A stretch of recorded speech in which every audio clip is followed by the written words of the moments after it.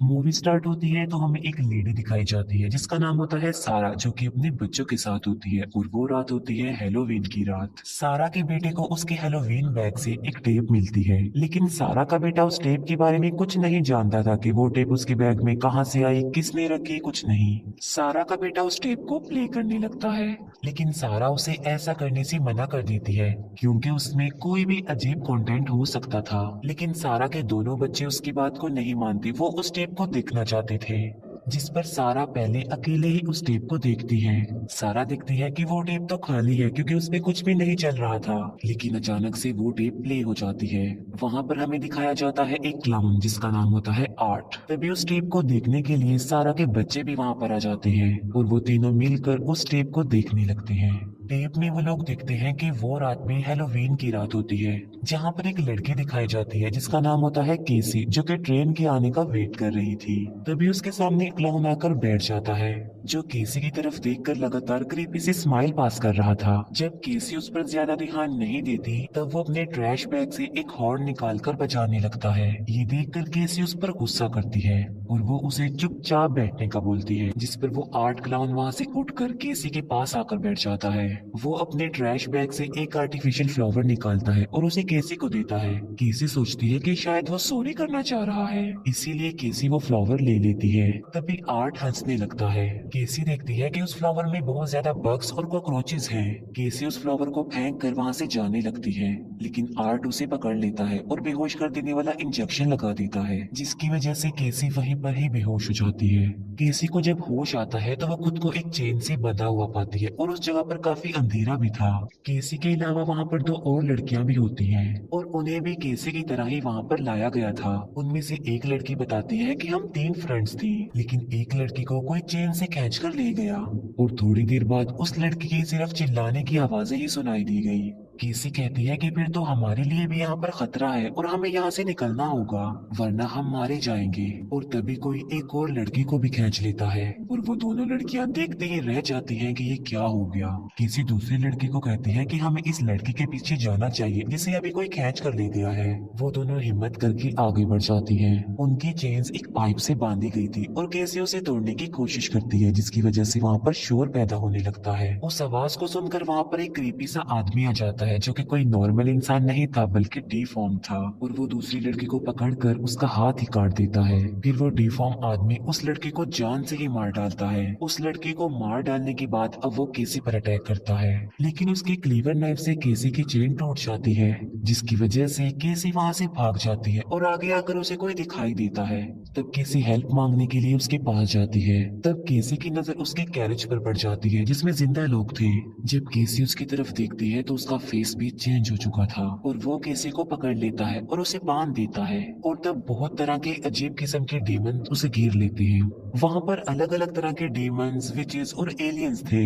उन्होंने एक pregnant lady को भी वहाँ पर बांधा हुआ था। वो डीमंस उस लेडी का पेट काट देते हैं और बच्चा निकाल लेते हैं और निकलने वाले खून को वो जमा कर लेते हैं और जाकर किसी को दे देते हैं। जिसको वो खून देते हैं वो उस खून को पी लेता है और अब वो बढ़ता है केसी की तरफ और वो होता है हेल का सबसे बड़ा डीमन, जिसका नाम था सैटर्न डीमन।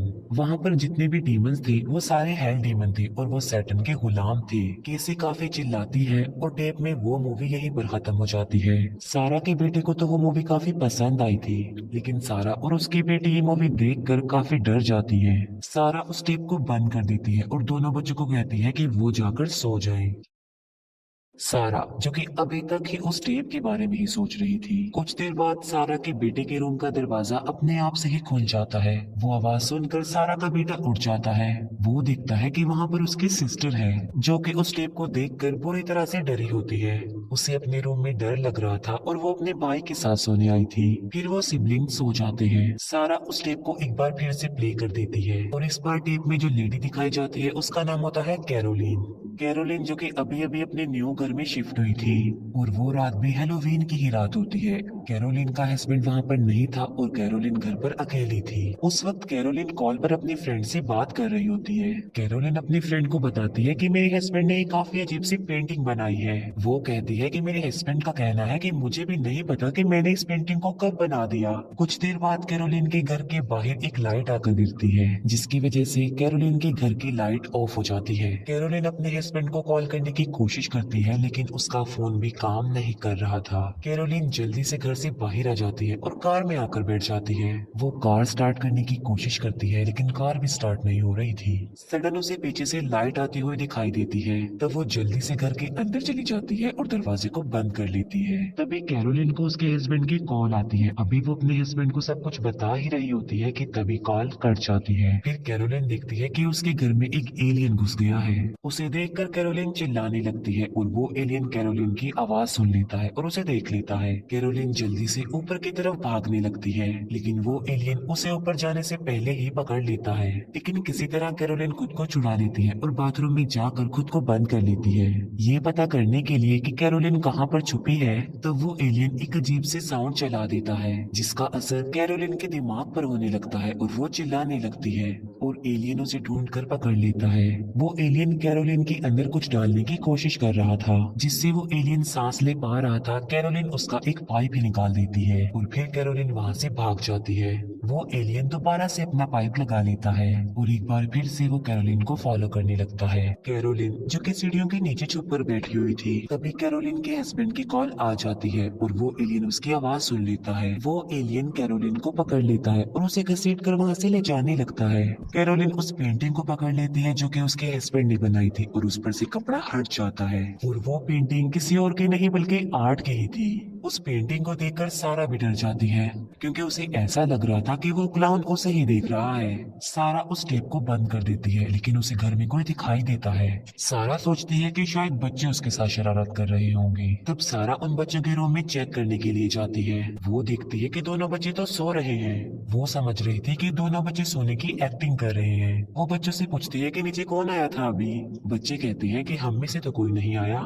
सारा उनकी बात को झूठ समझकर वहाँ से जाने लगती है। सारा का बेटा उससे पूछता है कि आप बार बार क्यों आकर हम पर नजर रख रही हैं। ये सुनकर सारा काफी हैरान रह जाती है क्योंकि उन दोनों के सोने के बाद तो सारा फर्स्ट टाइम यहाँ पर आई थी।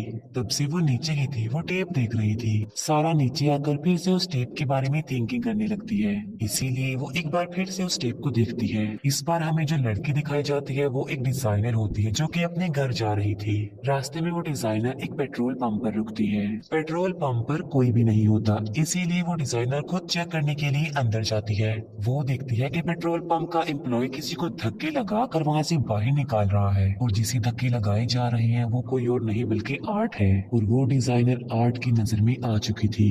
पेट्रोल पंप का एम्प्लॉय कहता है कि मैं यहाँ पर पुलिस को बुला लूंगा। ये सुनकर आर्ट अपना ट्रैश बैग लेकर वहाँ से चला जाता है। फिर वो एम्प्लॉय डिजाइनर की कार में फ्यूल भरने लगता है और उसे अंदर से किसी की आवाज सुनाई देती है। तब वो चेक करने के लिए अंदर जाता है। काफी देर गुजर चुकी थी और वो एम्प्लॉय बाहर नहीं आया था, इसीलिए वो डिजाइनर खुद चेक करने के लिए अंदर जाती है।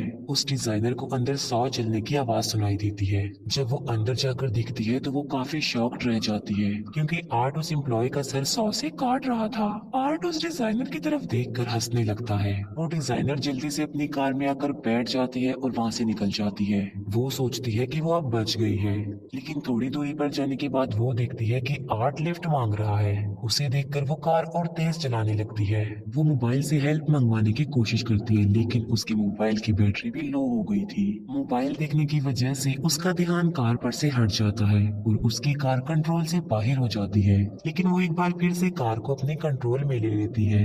वो कार को रोक लेती है और सोचती है कि आर्ट काफी पीछे रह गया है। लेकिन तभी आर्ट कार के डोर के पास आ जाता है और उसे खोलने की कोशिश करता है लेकिन डोर ओपन नहीं होता क्योंकि वो लॉक्ड था। वो लड़की कार वहाँ से निकाल लेती है। आगे जाकर वो देखती है कि वहाँ पर एक कार रुकी हुई है। उस डिजाइनर को उम्मीद थी कि इस कार से जरूर उसे कोई हेल्प मिलेगी, इसीलिए वो अपनी कार से उतरकर उस कार के पास जाती है। वो देखती है कि उस कार में जो लड़की थी, आर्ट ने तो उसका पहले ही बहुत बुरा हश्र कर दिया है। तब वो जल्दी से आकर अपनी कार में बैठ जाती है और वहाँ से निकल जाती है। लेकिन वो ये नहीं जानती थी कि उसने कार से उतरकर कितनी बड़ी गलती कर दी थी क्योंकि उस कार में अब आर्ट भी बैठ गया था। वो उस लड़के का दम घोट कर उसे मारने की कोशिश करता है लेकिन वो बहुत जोर से कार को ब्रेक लगाती है और कार से बाहर निकलकर भाग जाती है। भागते भागते वो एक शेड में आ जाती है और शेड के दरवाजे को बंद कर लेती है मजबूती से।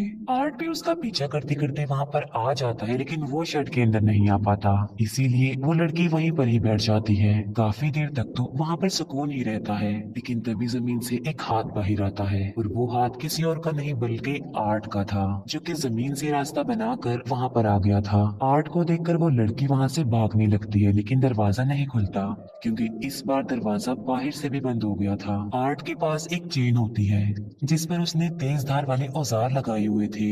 वो उस चेन से उस लड़के को मारने लगता है। आर्ट की चेन से एक ब्लेड निकलकर गिर जाती है। वो लड़की उस ब्लेड को उठा लेती है और आर्ट की आंख में स्टैब कर देती है। फिर वो आर्ट की कमर में एक नाइफ घुसा कर वहां से भाग जाती है। रोड पर उसे एक गाड़ी मिलती है और वो उसमें बैठ जाती है। वो सोचती है कि अब उसकी आर्ट से जान छूट गई होगी, लेकिन ऐसा नहीं था। तभी एक कार से कोई उन्हें फॉलो कर रहा था और वो था आर्ट। आर्ट अपनी कार को उन लोगों की कार के साथ ले आता है और ड्राइवर को शूट करके मार डालता है, जिससे उनकी कार कंट्रोल से बाहर होकर एक ट्री से टकरा जाती है। उस लड़की की आंख जब खुलती है तो वो खुद को काफी अजीब फील करती है। वो देखती है कि उसके आसपास कुछ टूल्स पड़े हुए हैं जो कि खून से लथपथ हैं और आर्ट भी उसके पास ही बैठा हुआ था, जो कि उस लड़की की तरफ देखकर हंसे ही जा रहा था। असल में आर्ट ने उस लड़की के हाथ पांव काट दिए थे, तभी तो वो टूल्स खून से भरे हुए थे और उसकी बॉडी पर उसने बहुत सारे अब्यूजिव वर्ड्स भी लिख दिए थे। सारा इस टेप को देखकर काफी परेशान और डिस्टर्ब हो जाती है और वो उस टेप को बंद कर देती है। तभी सारा के घर का फोन बजने लगता है। सारा फोन उठाती है और वो काफी हैरान रह जाती है क्योंकि फोन पर वही डिजाइनर लड़की हेल्प मांग रही थी जिसे सारा अभी टेप में देख रही थी। सारा बहुत ज्यादा डर जाती है और वो फोन काट देती है। अचानक से टीवी ऑन हो जाता है और सारा उसके करीब जाकर देखती है और वहां पर होता है आर्ट, जो आहिस्ता आहिस्ता करके टीवी की तरफ आगे बढ़ रहा था। देखते ही देखते आर्ट स्क्रीन के बिल्कुल करीब आ जाता है। ऐसा लग रहा था कि अब आर्ट और सारा के दरमियान सिर्फ वो स्क्रीन ही रह गई है, इतना करीब आ गया था वो। और वो सारा को देख भी रहा था और उसे हॉन्ट करने की कोशिश कर रहा था। सारा काफी डर जाती है और वो सारा को और ज्यादा डराने की कोशिश कर रहा था। फिर सारा खुद को ही टीवी में देख पा रही थी और आर्ट भी उसके पीछे ही बैठा हुआ था। सारा अपने पीछे टर्न करके देखती है लेकिन वहां पर कोई भी नहीं होता। लेकिन टीवी में वो देखती है कि वो क्लाउन यानी आर्ट उसके पास ही आ रहा है। वो टीवी बंद करने की काफी कोशिश करती है लेकिन टीवी नहीं बंद हो पाता। आर्ट सारा के बहुत पास आ जाता है, तब सारा उस टेप को निकाल कर तोड़ देती है, जिसकी वजह से आर्ट भी वहां से गायब हो गया था। तभी सारा को अपने बच्चों के चिल्लाने की आवाज सुनाई देती है। तब सारा जल्दी से ऊपर जाती है। जो कुछ वहां पर चल रहा था वो हमें एक टेप की तरह ही दिखाया जा रहा था। ऊपर जाकर सारा देखती है कि वहां पर आर्ट खून से लथपथ है और हंस रहा है, लेकिन अचानक से आर्ट वहां से गायब हो जाता है। सारा रूम में जाती है और वो देखती है कि आर्ट ने उन दोनों बच्चों के सर काटकर अलग कर दिए हैं और आर्ट ने वॉल को खून से भर दिया है और वहां पर अपना नाम भी लिख दिया है। ये देखकर सारा काफी रोती है और चिल्लाती है और सारा के चिल्लाने के साथ ही ये मूवी यहीं पर एंड हो जाती है।